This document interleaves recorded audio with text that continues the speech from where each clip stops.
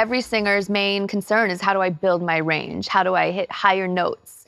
The real simple, basic answer to that is you got to practice. You really have to know how to, just try and experiment, know where your comfort zone lies, and then try to grow from there. And that's through, as I say, listen to singers, listen to different styles, listen and try out kind of different things that your voice might be capable of doing. Singing along with singers always did help me in just seeing where my range, how low I could go.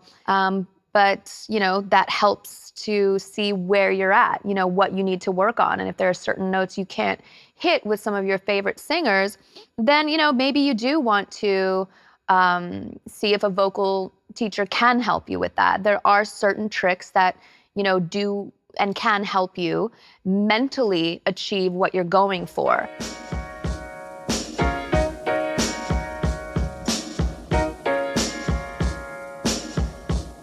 A question I get asked a lot is, how to hit your high notes better, stronger, more impactful. So much really is mental, and the way we start to tense up when we think about that high note too much, and we think about, oh my God, here it's coming up, this is a big one, blah, blah, blah.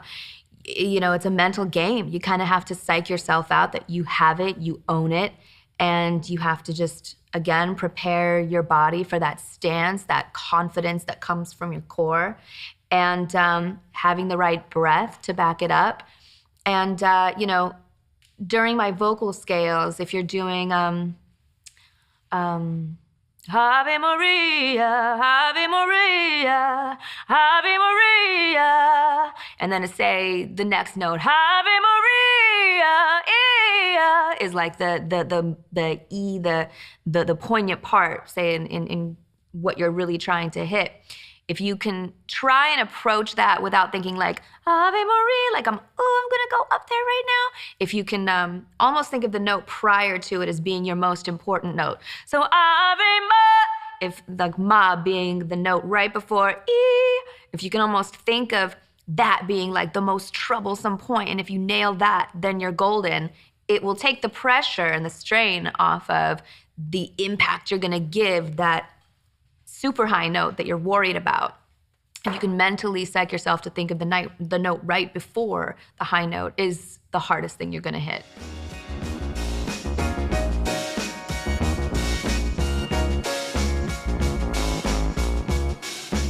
One of the pointers that has helped me sometimes in even being in the recording studio and trying to hit certain high notes is, like anything else, like an athlete, like a sport, it's so mental. It really is. Even your capability in singing, it's all in sort of how you see things. I knew I was certain, or I was capable of certain notes, but sometimes you're mentally so fatigued or nervous or stressed about hitting it that you don't even allow yourself the opportunity to relax and reach the note because you're compressing and straining your vocal cords, thinking about how hard it is to reach. So some of the tips he gave me was, as we venture into the higher notes of the scale, because this goes actually much higher later on down. We're not going to go there today, but this actually goes much higher later on down the scale process as you get warmer and warmer. I call it clearing the cobwebs as we go along.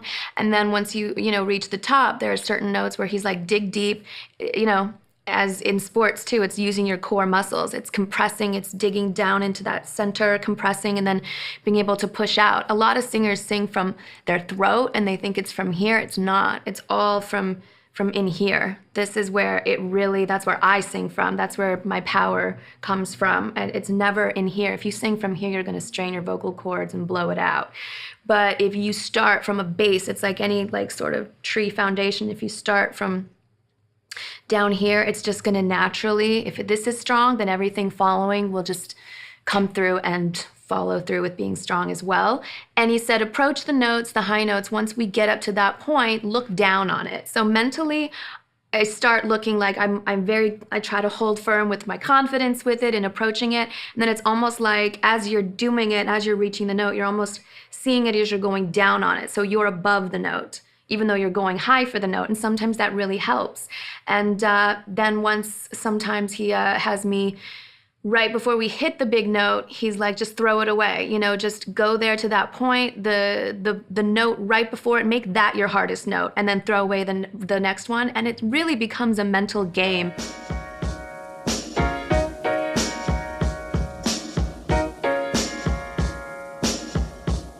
There are so many different places in your voice, and this is why we have textures. If I even alter my neck like that, I'm going to give you a different sound than if I come back here and I'm talking down here.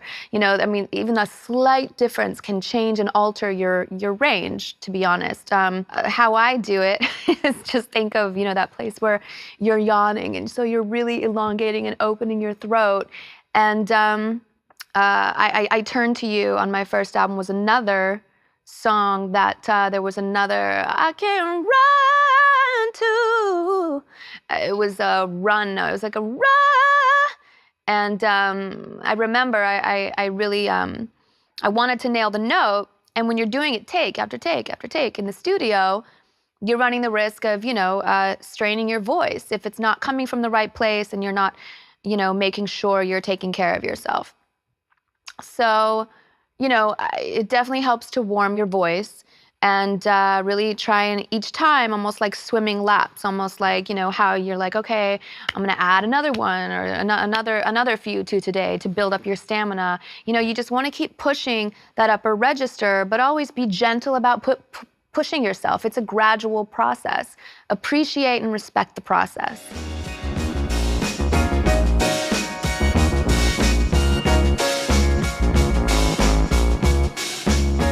Probably every singer at one point in your life will have the challenge of being asked to sing the Star-Spangled Banner. I've been singing it since I was 7 years old, and it's the only song I've ever sung in my whole life that I use a pitch pipe for to find my key, because here's the thing in finding a key. It's really important to find, you might start out a song in like the first verse or something. For the Star-Spangled Banner, it goes, oh, say, right? So those first three notes, you go down on those first three notes. So, oh, most songs go up from the first note. But in this one, you go, oh, say, can you see? It goes up, it goes back up again, then it goes by the dawn's early light. This is a very challenging song for singers. You have to keep your focus, have your pitch pipe, because if I go above the note, say, oh, right, that's where say, is that where I started from?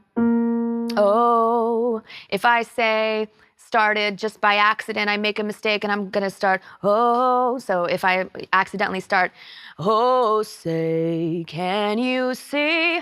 All of a sudden there's a bigger challenge because I'm not gonna have to go, and the rockets are ugly. I'm gonna have to go all the way up there. And it's like, that's sometimes the biggest difference. And that's whether, oh shoot, I started on the wrong key, you can't start again. And it's also, have a pitch pipe, because it's so easy to lose your train of thought, period. And because people aren't there to see the anthem singer, they're there to watch the game. And sometimes, even coming up and singing this as I was little and 7, it's like, okay, let's hurry up and sing this song so that we can watch the game. You know what I mean? So as an anthem singer, you have so much pressure on your shoulders because, you're not there for your own fans. You're there for some of the most hardcore fans in the world, which is for sports. So, you're there to not only sing the most challenging song of your life and sometimes your career, but also in front of people that just don't care to hear, this portion of the whole day. There's so many factors in that particular song, and it's a great example for any singer to challenge themselves with and practice their range with, because that is very tricky, very powerful song, but very tricky song, for many factors. You have to have power, you have to withhold it. That's why I've seen so many singers lip sync it, because they just don't want the added pressure of doing it all live. But yeah, it's a tricky one.